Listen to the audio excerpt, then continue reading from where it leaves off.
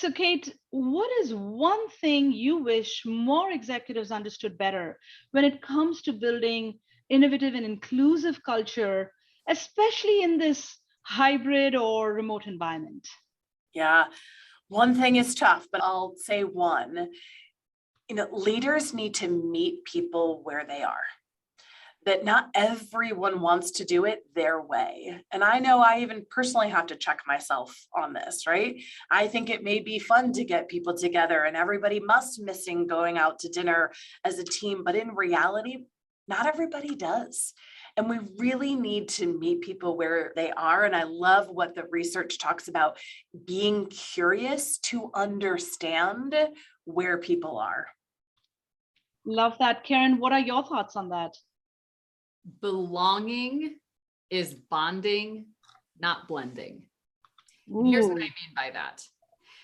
Very frequently, we have this wonderful intention that we're going to create these cultures of belonging as leaders.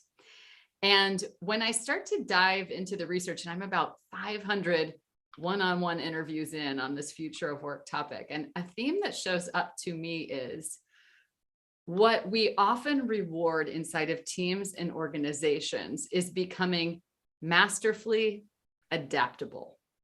And by that, I mean looking around at the people who you perceive are on the inside and have the access and are getting the promotions. And then you just try to show up like they do. And then you kind of blend in. And as a result, you get the promotions too, or the access or whatever that looks like.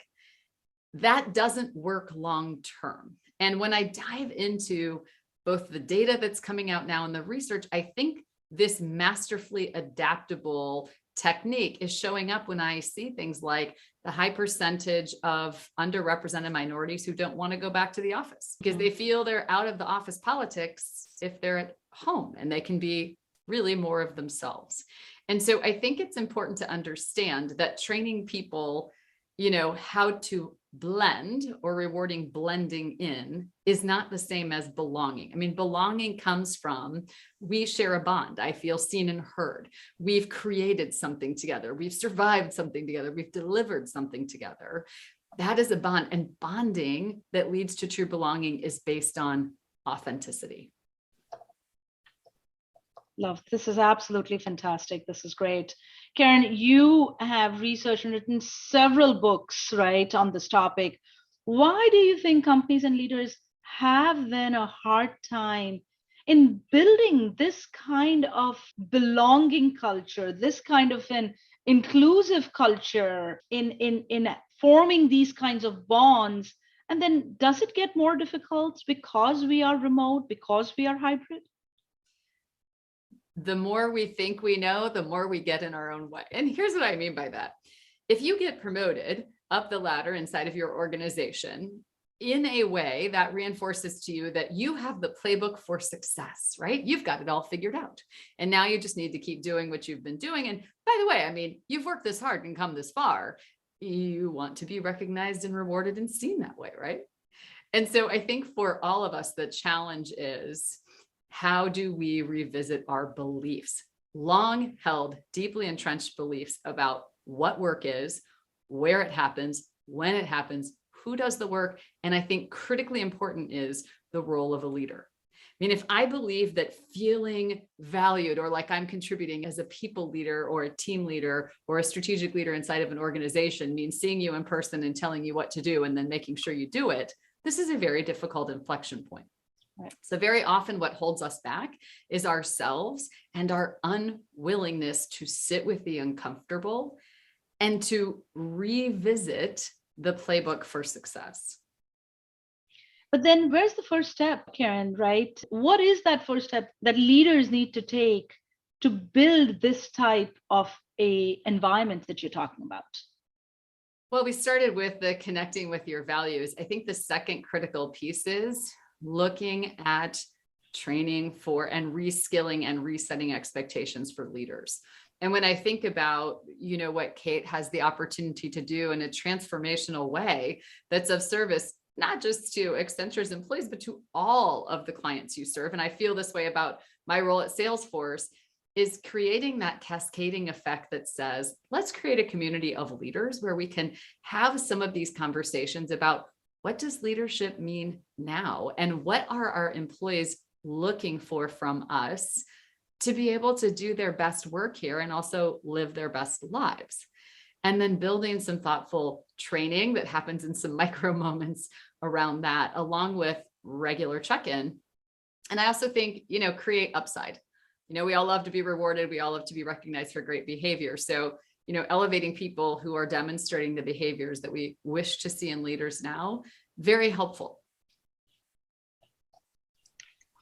Great. Kate, I don't know if you have any other points you'd like to add there, especially on where can corporations get started, right? What are the first steps that even CHROs can take in order to create this kind of an environment? Yeah, I guess where to start is to just start.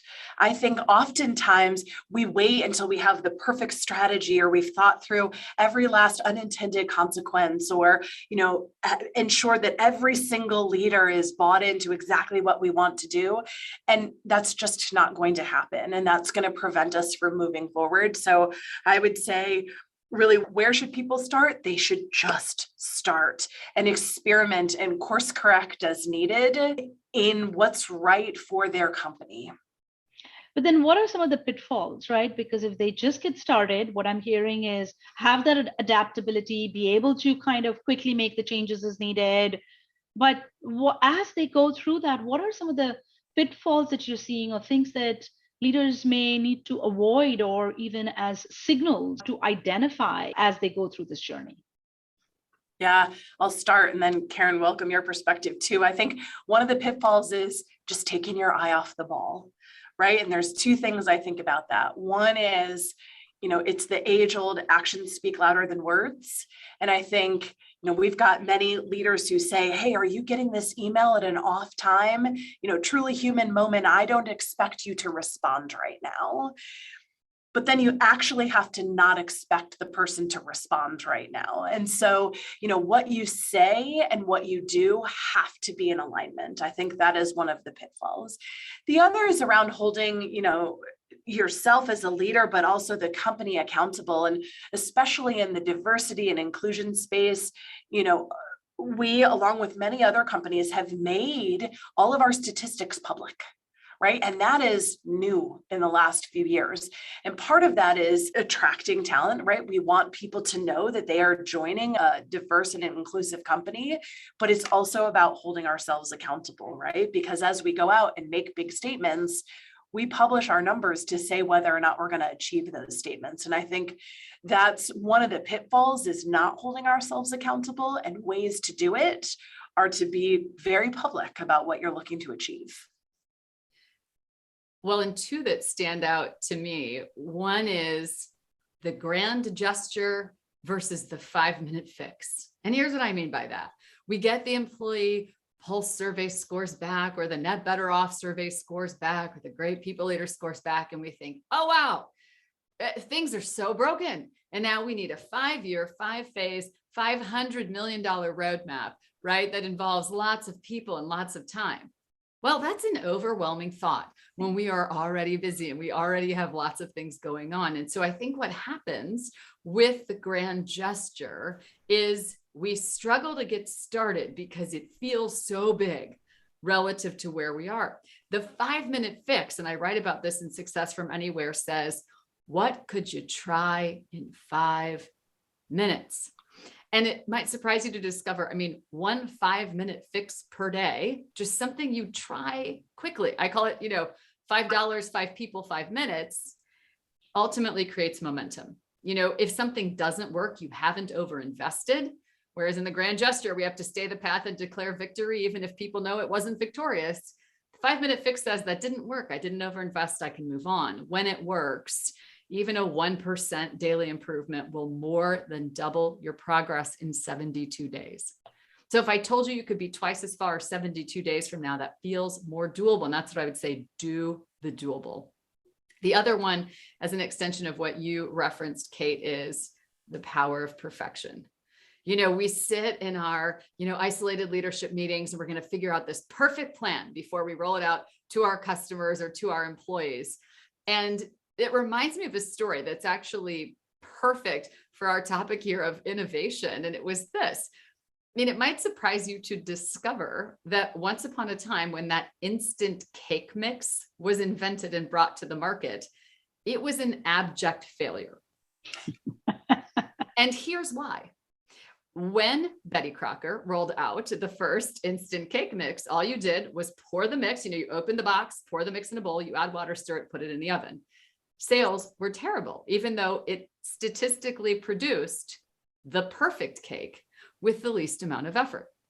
So the researchers did what we were talking about here, and they got curious. So they started asking questions of their target market consumers. And what they discovered was people didn't feel a sense of ownership and like they had invested in something worthwhile because it was a little too perfect. What the smart people at Betty Crocker did was pull that recipe back and make it so now you have to add the egg and the oil and maybe a little water and then mix it, because it gave people a sense of ownership and co-creation. And I think about that. They figured out the way to make the perfect instant cake, and they made it so perfect that people rejected it because they couldn't see themselves in an ownership role. And I think about that. What could we revisit and give our employees and our colleagues an opportunity to have more of an input so that they feel greater ownership in the outcome that we create? When we roll it out and it's too perfect, we don't always see ourselves in it, do we? I love that. And I will never make an instant cake without thinking of that story again. Right. I'm very grateful for instant cakes. Exactly. And who isn't? But I just thought that was interesting. It was like they made it too perfect. And I just think it's so illustrative of what's happening right now. In your point of just start, it's like, just start. Perfection is the opposite or the enemy of participation.